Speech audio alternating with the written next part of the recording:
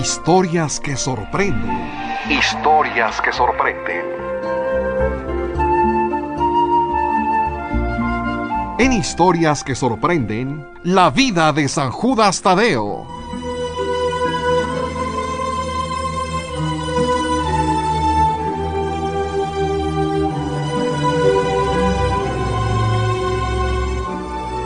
Corría el primer siglo de nuestra era y el Imperio Romano se había extendido desde Roma hasta donde vivía el pueblo judío.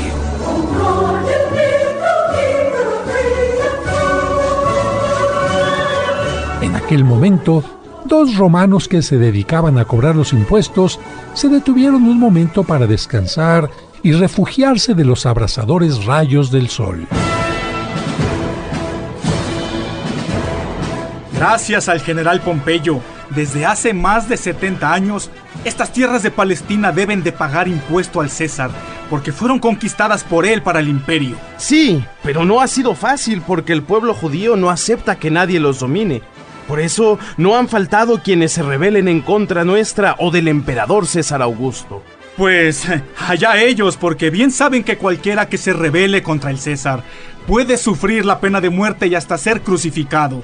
Y así, con el escarmiento de los condenados, los demás se mantienen tranquilos. Mientras paguen impuestos y obedezcan al César, no tendrán problemas. Precisamente para eso, César Augusto mandó hacer un censo haciendo que cada jefe de familia se registrara en su lugar de nacimiento. Así pudo saber cuántos hombres hay en este territorio y, por lo tanto, cuántos impuestos deben entrar a las arcas del imperio. A nosotros nos toca solamente recorrer los distintos territorios para hacer llegar a Augusto los impuestos colectados. Y ahora nos han enviado a esta parte del territorio. Pues creo que ha sido uno de los mejores lugares porque este lago es maravilloso y su clima muy agradable. Aquí podemos comer pescado fresco y alimentarnos también con los frutos del lugar, higos, granadas y dátiles. ¿Y qué tal el aceite de oliva y las aceitunas? Tienen un sabor increíble. Bueno, ya descansamos. Ahora nos toca alejarnos un poco del lago para visitar una población llamada Nazaret, pero no está tan lejos. Así que por la noche seguramente estaremos de vuelta a las orillas del lago. El lago Kineret o de Genesaret estaba rodeado por diversas poblaciones como Cafarnaúm, que se dedicaba a la pesca, o Magdala, donde para su conservación se salaba el pescado. Pero un poco más allá, en una parte elevada se encontraban Caná y Nazaret, poblaciones pequeñas donde vivían unas 50 familias, entre ellas la de Alfeo, hermano de San José, que se había casado con María Cleofás.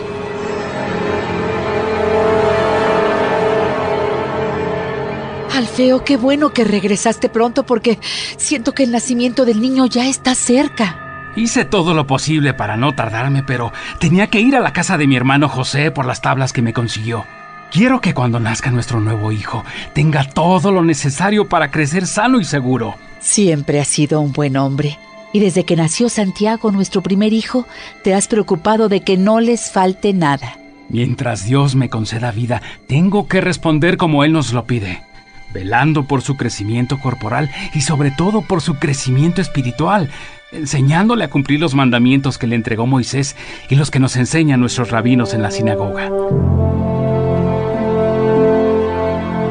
Santiago aún es muy pequeño, pero estoy segura que cuando cumpla los 13 años, de acuerdo a nuestras leyes y tradiciones, podrá leer perfectamente la Torá, nuestra sagrada escritura, en su bar mitzvah. Yo también espero que esa sea la voluntad de Dios, porque no hay alegría más grande para un padre que su hijo esté cerca de Dios y cumpla sus mandatos.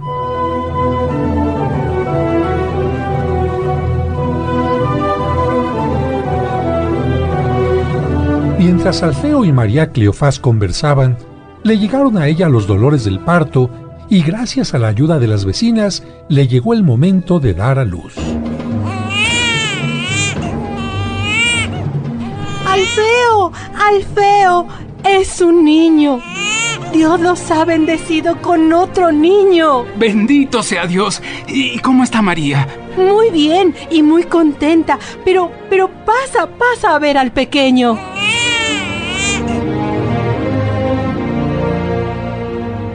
No solo la casa de Alfeo y María Cleofás, sino toda la población de Nazaret se llenó de alegría con el nacimiento de aquel pequeño. Incluso José, el hermano de Alfeo, y su esposa, la Virgen María, acudieron a visitarlos para manifestarles su afecto. Y cuando estuvieron cerca del recién nacido, el pequeño niño Jesús, que María llevaba en sus brazos, le sonrió al nuevo bebé y a su hermanito Santiago. Querido José, a tu hijo y a los nuestros les llamarán todos hermanos, porque en nuestro pueblo solemos llamar así a los primos. Así es, hermanos como tú y yo. ¿Y ya has pensado qué nombre le pondrás al pequeño? Aún no, pero tengo algunos días para pensarlo. Al anterior le puse Jacobo en honor del patriarca que tuvo 12 hijos y de los que surgieron las 12 tribus de Israel, pero a este aún no sé cómo llamarle. Efectivamente, el primer hijo de Alfeo se llamaba Jacob, aunque con el paso del tiempo, al ser considerado santo se le comenzó a llamar San Jacob, y esto dio origen al nombre Santiago. Pero regresemos a nuestra historia. De acuerdo a las leyes y tradiciones judías, para continuar la alianza que Dios hizo con Abraham y para pertenecer al pueblo de Dios, todo niño debería ser circuncidado al cumplirse los 8 días de su nacimiento, por lo que, al cumplirse el plazo, Alfeo tomó al niño para presentarse ante el rabino y cumplir con ese rito.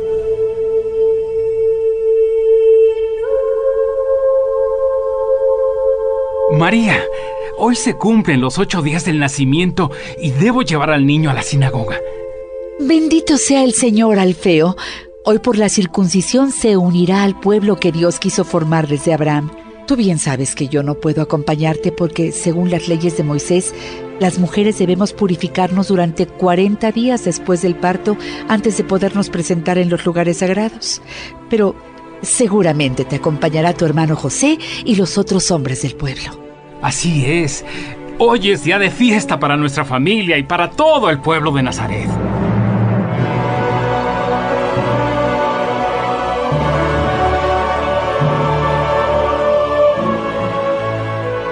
Así, Alfeo con el niño y acompañado de casi todos los hombres del pueblo, se presentó en la sinagoga del lugar. Y es que, desde el regreso del exilio en Babilonia, para que el pueblo judío no volviera a alejarse de Dios olvidando su palabra, sus leyes y tradiciones, aún las poblaciones más pequeñas debían contar con una sinagoga. ¿Y ya has elegido el nombre que va a llevar el niño? Todos sabemos que cuando Lía, la mujer de Jacob, dio a luz a su cuarto hijo, pronunció la frase Yehudá o Judá, que en hebreo significa alabado sea Dios. Y también sabemos que Judá dio nombre a la tribu más poderosa del pueblo hebreo que habitó Judea y de la cual surgimos los judíos. Por eso he pensado llamarle Judas, que significaría perteneciente a Judá y al mismo tiempo tendría un nombre con el que se alaba a Dios. ¿Qué opinas, José? Querido hermano, me parece excelente porque tú y yo somos judíos por haber nacido en Judá o Judea, ya que Belén se encuentra en esa región. Si bien es cierto que después decidimos venir acá a Nazaret, no olvidamos nuestro origen y no dejamos de estar orgullosos por haber nacido en la población donde nació también el rey David. Es cierto. Y en Belén también nació tu hijo Jesús, por lo que es judío. Pero además tengo otra razón para llamarle Judas, y seguramente se imaginan por qué. Casi estoy seguro. Todos reconocemos como héroe de fe a Judas Macabeo, aquel hombre que defendió a nuestro pueblo de la tiranía de Antíoco Epífanes, que organizó una expedición contra Jerusalén para saquearla. Así es. Según el libro de los Macabeos, hace unos 170 años trató de suprimir el culto a Yahvé, prohibió el judaísmo suspendiendo toda clase de manifestación religiosa, mandó que se comieran alimentos considerados impuros y trató de establecer el culto a los dioses griegos. Pero el sacerdote judío Matatías y sus 2 hijos llamados Macabeos, especialmente el que se llamaba Judas, consiguieron levantar a la población en su contra y lo expulsaron. Así es, hermano. Por eso, para conmemorar la defensa de nuestra fe que hizo Judas Macabeo, cada año celebramos una fiesta llamada Hanukkah. Y también algunos padres eligen el nombre de Judas para sus hijos. Por eso en todo el pueblo judío hay muchos que llevan el nombre de Judas, y yo también quiero que mi hijo se llame así.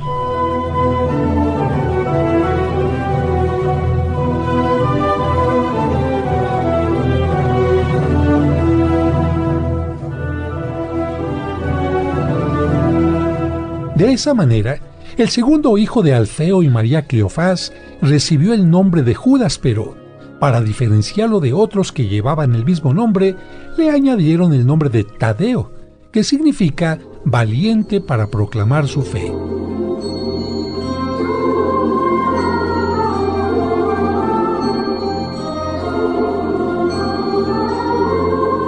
Cuando se cumplieron los 40 días del parto, ¿quién estará tocando a nuestra puerta? No lo sé, pero voy a abrir.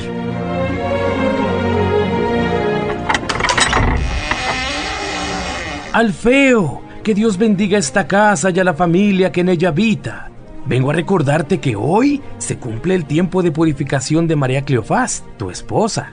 Así es, Rabuni. De hecho, estamos preparando todo para viajar a Jerusalén y cumplir con lo que nos pide la ley, pero pase, por favor. Que Dios te bendiga, María Cleofás. Y que Yahvé también lo bendiga a usted, rabino. Me comenta tu esposo que ya están casi listos para partir hacia Jerusalén. Sí, solo faltan unos detalles de los alimentos para el camino y saldremos enseguida. Pero, aprovechando que está usted aquí, ¿por qué no me recuerda lo que dice el libro del Levítico sobre la purificación de las mujeres? Nosotros lo sabemos por tradición, pero siempre es bueno escuchar la palabra sagrada.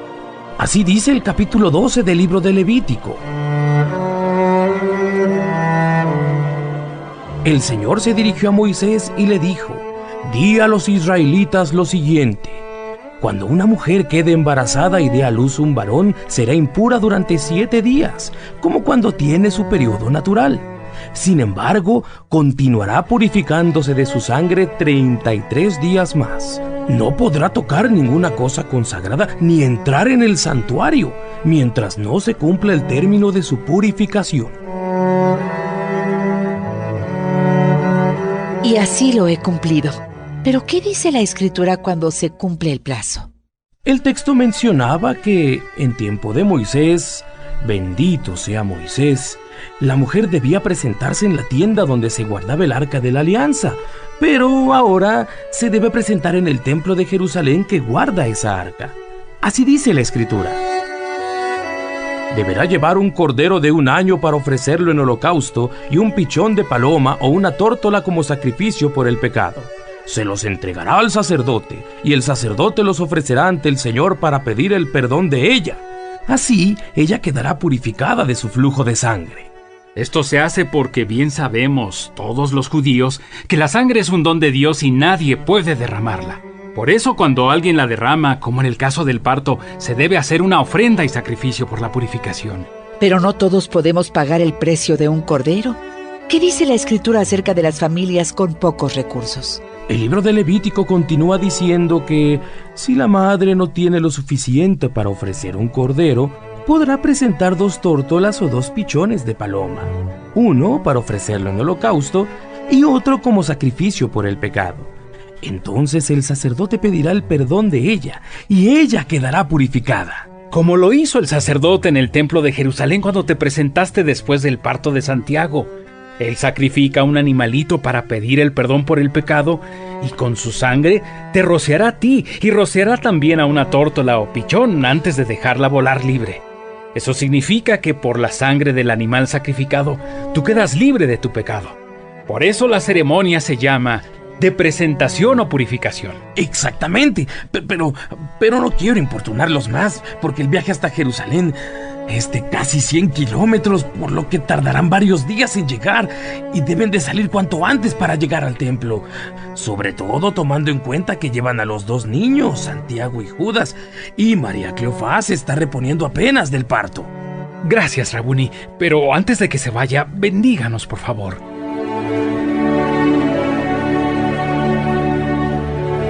Que el Señor los bendiga y los guarde, que haga resplandecer su rostro sobre ustedes y tenga misericordia, que alce su rostro sobre ustedes y les conceda la paz. Amén. Que así sea.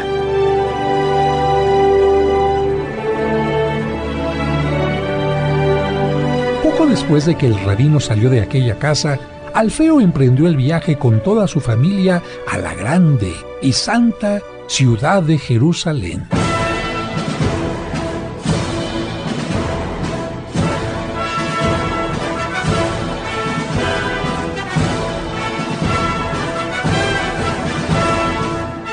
Finalmente, después de varios días, vieron las ciudades del Monte de los Olivos.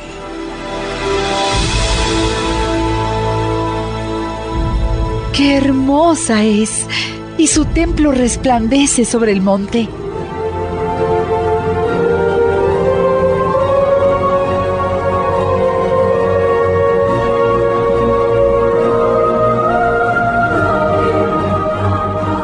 Sí, y mira, a un lado está el monte Sión. Ese es el lugar donde el rey David tenía su palacio y donde todavía se venera su tumba. Efectivamente, la ciudad de Jerusalén con sus murallas, torres y sobre todo el gran templo era una ciudad maravillosa a la que llegaban todos los judíos para cumplir las leyes y ritos de su pueblo.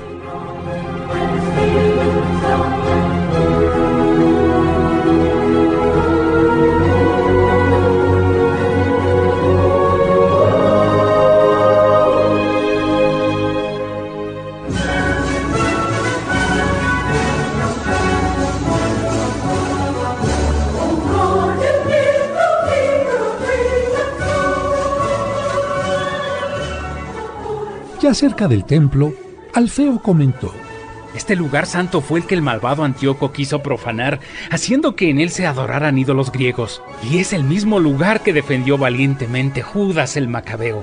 Por eso me siento orgulloso de que, en su honor, nuestro pequeño lleve ese nombre. Después de cumplir con lo que mandaba la ley, la familia de Alfeo regresó a su hogar.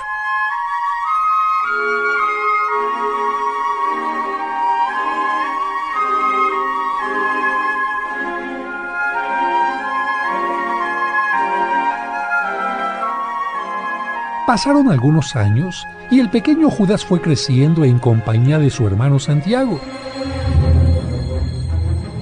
Y como eran hermanos, es decir, parientes de Jesús, era frecuente que las familias se visitaran para que los niños convivieran.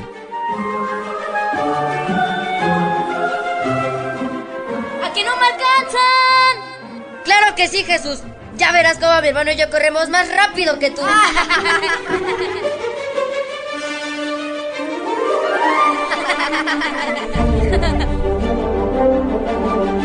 ¡Ay, María! ¿Cómo han crecido nuestros hijos, verdad? Pero su hijo Jesús tiene algo muy especial, porque siempre se muestra sonriente y busca cómo convivir y ayudar a los demás. Sí, Cleofás, Dios lo ha bendecido con un carácter especial y seguramente tiene preparado para él algo también especial.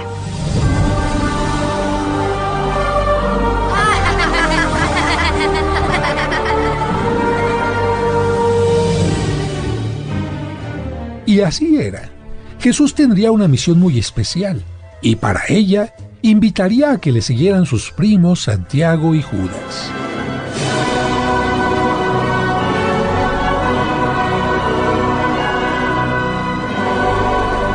El tiempo convirtió a los tres primos en hombres fuertes y responsables, y aunque se dedicaban a labores sencillas, ayudaban gustosamente a sus familias. Jesús, como José, su padre, se había vuelto un experto en trabajar la madera, y ahora que José había fallecido, era quien sostenía el hogar de Nazaret.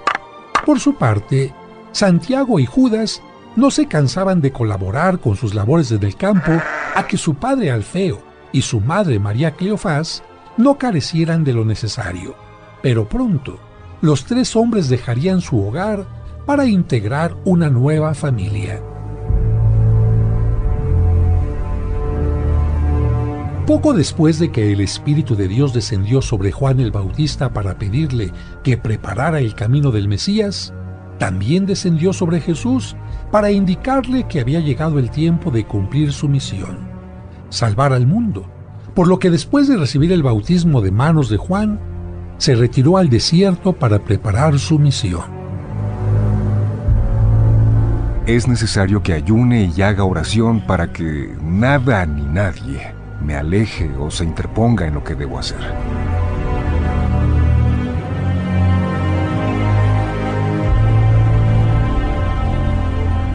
Y aunque el demonio hizo todo lo posible para tentarlo y hacerle caer, Jesús se mantuvo firme y logró vencerlo.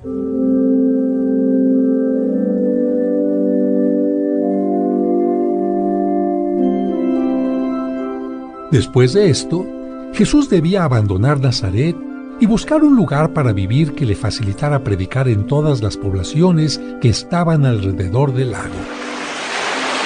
Mamá, tengo que dejar Nazaret para poder cumplir mi misión. Pero tú sabes que no te abandonaré. Vendré a visitarte con frecuencia y tú también podrás venir a donde yo estaré. No te preocupes, hijo. Toda la gente de Nazaret es muy buena y no me faltará nada. Además, nuestros parientes, Alfeo y María Cleofás, siempre están al pendiente de mí. Que Dios te bendiga. Después de despedirse de su madre, Jesús comenzó a buscar a los que serían sus discípulos, pero entre todos ellos decidió elegir a 12 para que estuvieran con él y pudieran escuchar todas sus predicaciones y ser testigos de sus milagros. A lo largo de su juventud, había descubierto cualidades en varias personas que tenían una edad semejante a la suya, tanto en las orillas del lago como en las poblaciones que visitaba. Y así, decidió llamar a 4 pescadores: Simón Pedro y su hermano Andrés, Santiago el mayor y su hermano Juan, pero también invitó a que formaran parte de su grupo sus primos, Santiago el menor y Judas Tadeo. Santiago, querido hermano, nunca pensé que nuestro primo Jesús fuera el Mesías prometido por Dios y que nos invitara a ser del grupo de sus 12 apóstoles. A partir de entonces, Judas Tadeo, junto con sus otros compañeros, escuchó muchas veces los famosos sermones de Jesús y presenció sus milagros en Galilea y Judea. Así pasaron 3 años hasta que Jesús les advirtió: Es necesario que el Hijo del Hombre padezca muchas cosas y sea rechazado por los ancianos, los príncipes de los sacerdotes y los escribas, que sea crucificado y resucite al tercer día. Pero eso no puede pasarte a ti, Señor. Ninguno de los apóstoles comprendía que, para que se cumplieran las Escrituras, Cristo debía morir por la humanidad. No obstante, Jesús, después de haber predicado el reino de Dios, realizar curaciones milagrosas y devolver la vida a los muertos, decidió hacer su último viaje a Jerusalén y fue recibido por sus seguidores con ramos y palmas.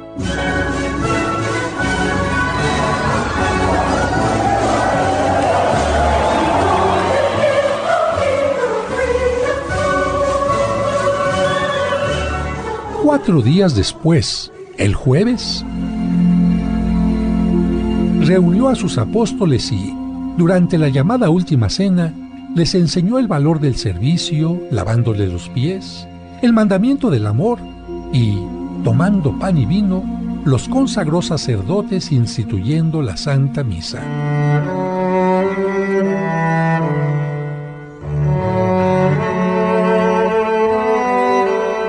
Este es mi cuerpo y esta es mi sangre. Hagan esto siempre en memoria mía. Poco después, el otro apóstol, que se llamaba Judas, el Iscariote, salió del lugar porque se había puesto de acuerdo con los enemigos de Jesús para traicionarlo.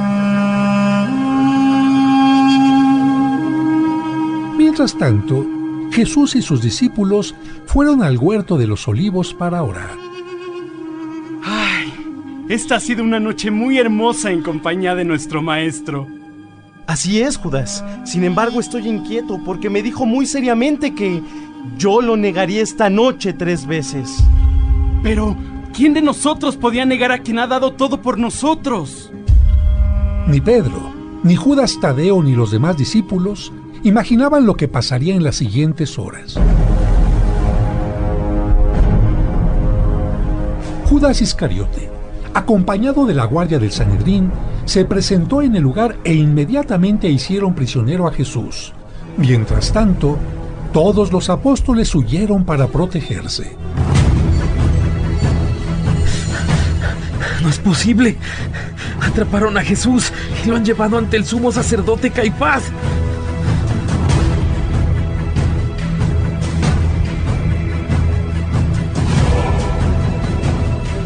Pedro y Juan lograron acercarse a la casa de Caifás, pero cuando descubrieron a Pedro, él negó a su maestro en 3 ocasiones.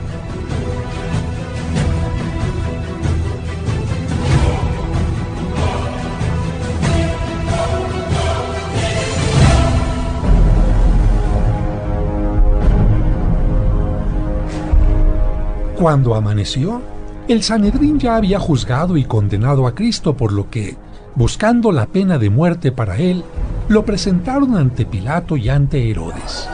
Pilato se lavó las manos y, para evitar un conflicto con las autoridades judías, lo mandó crucificar.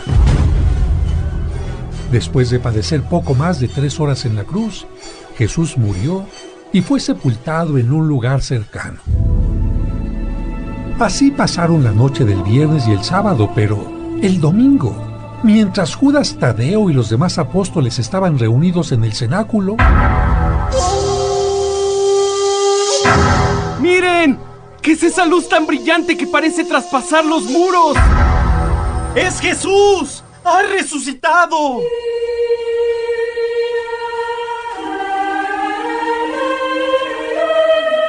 En efecto, Jesús cumplía su palabra y mostraba su poder por encima de la muerte y el pecado.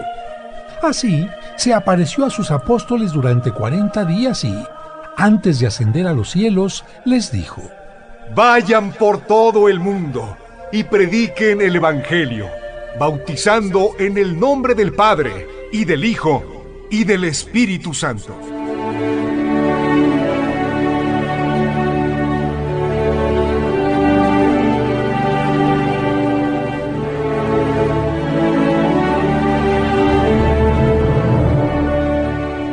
Diez días después, para que los apóstoles pudieran cumplir con este mandato, Jesús les envió al Espíritu Santo, que descendió sobre ellos en forma de lenguas de fuego.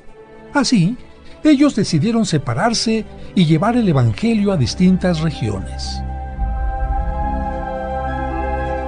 Judas, nuestro maestro nos recomendó que fuéramos de 2 en 2 a llevar la buena noticia. Nosotros podemos hacerlo juntos. Está bien, Simón. Iremos a Mesopotamia.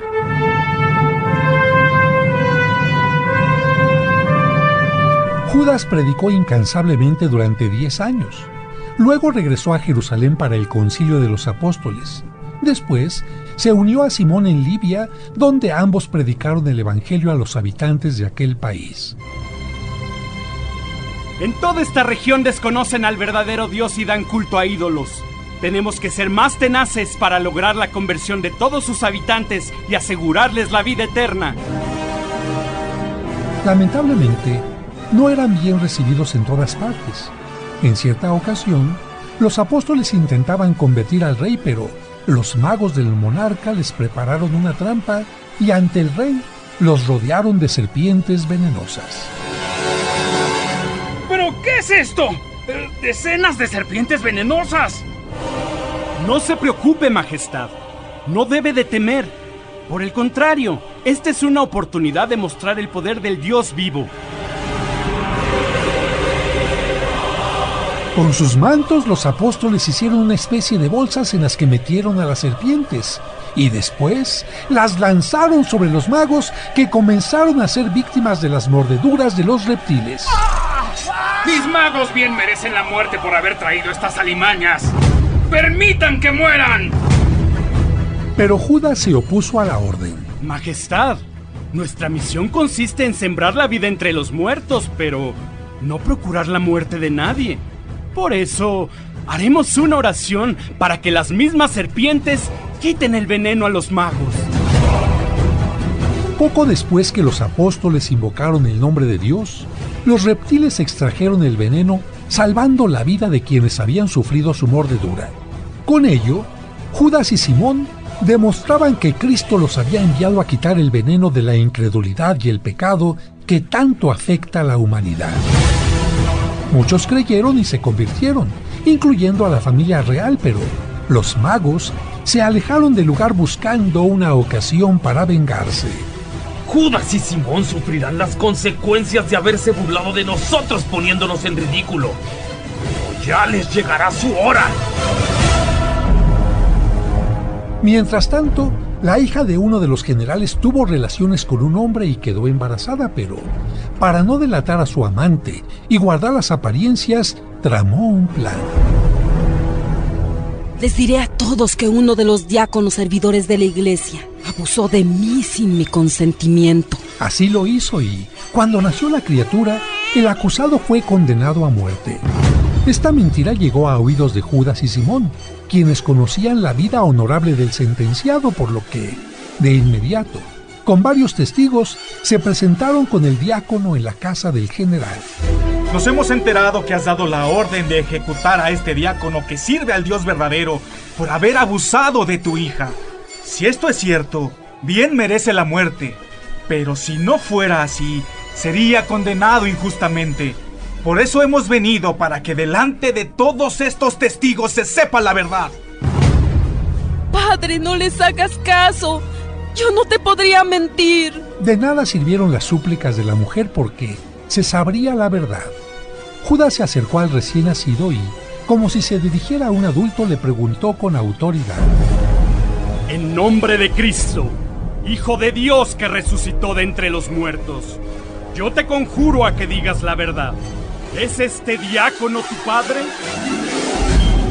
Milagrosamente, el recién nacido habló y dijo que el acusado era un hombre casto y puro, por lo que, sorprendido y lleno de enojo, el general pidió a los apóstoles: Entonces pregúntenle al niño quién es su padre para castigarlo como se merece. Nosotros hemos tratado de demostrar la inocencia del acusado y lo hemos conseguido, pero no es nuestra misión colaborar de ninguna manera al castigo que usted trama contra el que ha fornicado con su hija. De esta manera, la fama de hombres justos y generosos de Simón y Judas se iba extendiendo, al igual que la palabra de Dios, pero como el maligno a toda costa busca cómo estropear el plan de Dios, pronto se encargaría de que aquellos enviados de Cristo fueran atacados por las fuerzas del mal. Refiere la tradición que San Judas y San Simón trabajaban como misioneros en Persia cuando un grupo de hombres que daban culto al sol y a la luna como si fueran dioses, animados por aquellos magos que habían sido mordidos por las serpientes y que buscaban venganza, se abalanzaron contra ellos para martirizarlos. ¡Atrápenlos! Porque nos dicen idólatras y no quieren dar culto a nuestros dioses. Con una fuerte masa comenzaron a golpear salvajemente a Judas, mientras con una sierra cortaron el cuerpo de Simón por la mitad. Señor, no les tomes en cuenta este pecado y recibe nuestro martirio como semilla de nuevos cristianos. Después de que mataron a Simón, dirigieron su rabia contra Judas, que se encontraba muy mal herido, y con un instrumento afilado le cortaron la cabeza. Pero, como una respuesta divina, en ese momento se levantó una terrible tempestad que hizo caer las estatuas de aquellos falsos ídolos que, al chocar contra el piso, quedaron hechas pedazos.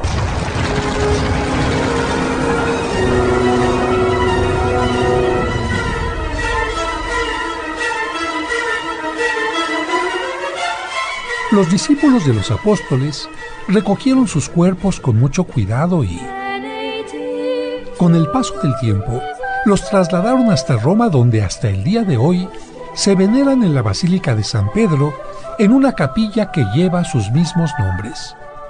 San Judas Tadeo escribió una carta que podemos leer en el Nuevo Testamento. Muy probablemente fue escrita antes de la caída de Jerusalén, entre los años 62 al 65.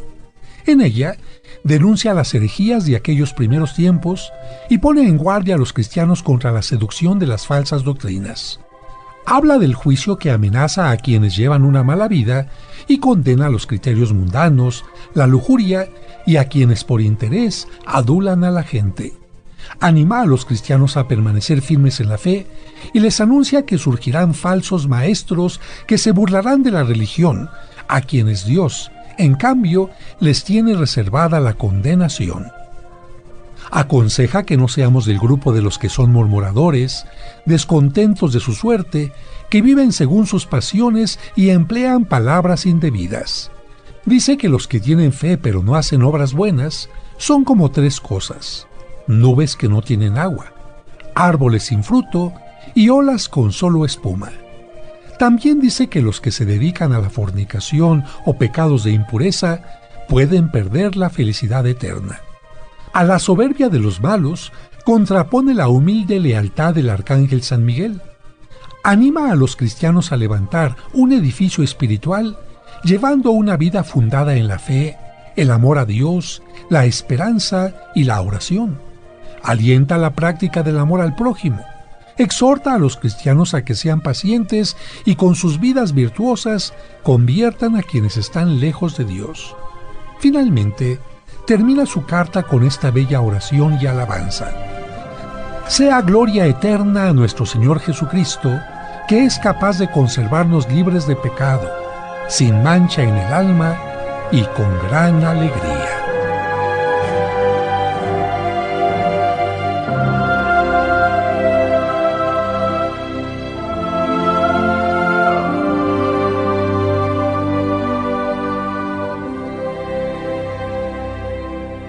En tu camino presentó, en Historias que Sorprenden, la vida de San Judas Tadeo.